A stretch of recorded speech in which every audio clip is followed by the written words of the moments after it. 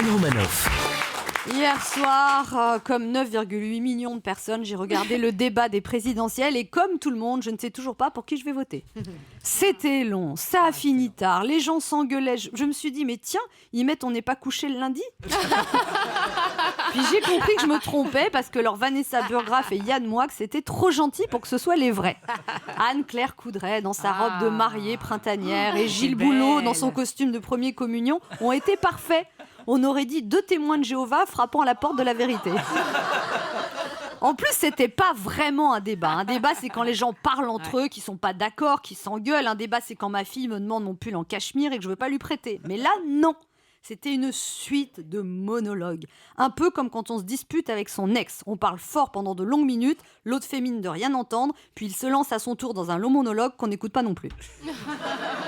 Il y a une chose sur laquelle ils étaient tous d'accord, c'est qu'ils étaient chacun persuadés d'être les seuls à pouvoir faire quelque chose pour nous. Ils avaient tous tellement de solutions que je pensais pas qu'on avait autant de problèmes. En tout cas, les candidats ont été parfaits. Ceux de droite ont fait des propositions de droite, ceux de gauche ont exposé leurs idées de gauche, et Emmanuel Macron a été d'accord avec tout le monde.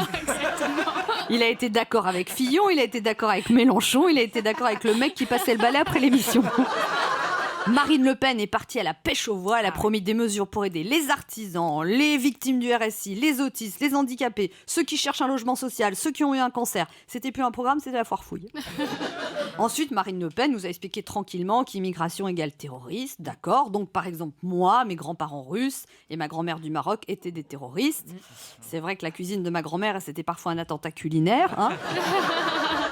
Ces boulettes étaient considérées comme une arme de catégorie 6 et quand on disait qu'on n'avait plus faim, elles pouvaient se transformer en terroristes. Ensuite, il y a eu la pub. Mélenchon a mordu 2 personnes dans le public pour se calmer les nerfs. Macron a demandé un grand verre de lait car c'était l'heure du dodo.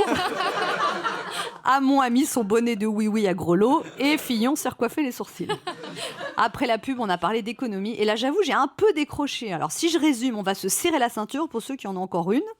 On va se serrer la ceinture, mais pas de la même manière selon pour qui on vote. Retraite, santé, ils ont chacun leurs idées, mais ce que j'ai retenu, c'est qu'on va travailler plus longtemps en étant moins bien soignés, mais ils ont tous expliqué pourquoi. Bref, Fillon a été sérieux, ennuyeux, comme un notaire qui t'annonce que t'as hérité que de dettes.